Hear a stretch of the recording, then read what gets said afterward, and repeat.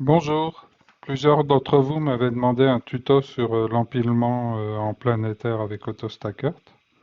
Donc on va voir ça rapidement, c'est très rapide. Donc première étape, il faut ouvrir la vidéo. Je choisis une vidéo de la Lune. Voilà. Deuxième étape, on lance l'analyse.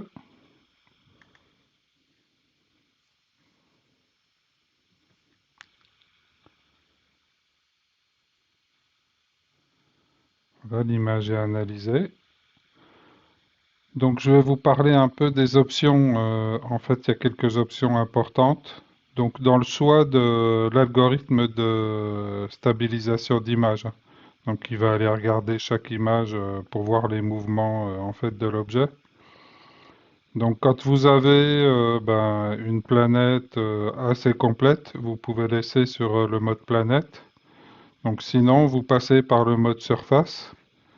Et là, vous pouvez choisir une zone. Donc, il faut choisir une zone un peu contrastée et qui n'est pas à cheval sur le fond de ciel. Voilà, et vous pouvez changer en cliquant avec la touche contrôle. Voilà. Donc, nous, on va rester en planète. Il faut bien penser à désactiver cette case à cocher Double Stack Reference.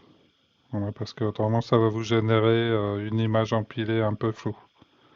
Donc celle-là, faut enlever. Moi, je désactive toutes les alignements RGB de l'image résultante et l'amélioration des détails et la normalisation. Voilà. Et là, vous pouvez choisir le pourcentage d'image qui va conserver pour l'empilement. Donc moi, je mets 25-30% en général. Alors, autrement, on peut spécifier aussi un nombre de frames à empiler.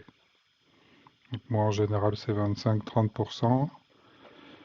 Et dans les options importantes, donc faut penser à débayériser son image avec la bonne matrice, hein. Moi, c'est du RGB, mais des fois, on peut avoir du RGB en fonction de quelle option on a pris pour recapturer.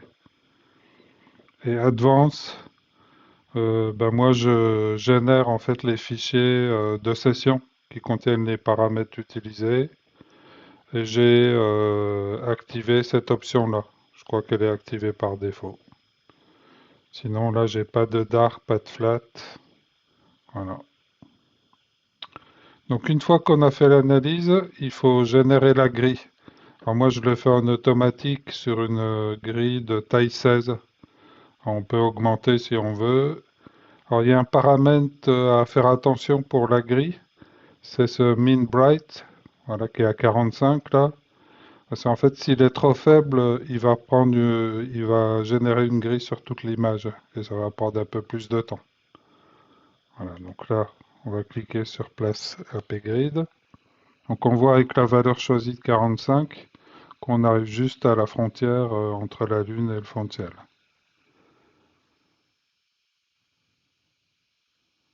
Voilà, donc après la dernière étape, on clique sur Stack et c'est fini. Ça prend quelques minutes après le résultat est dans le répertoire indiqué dans les options.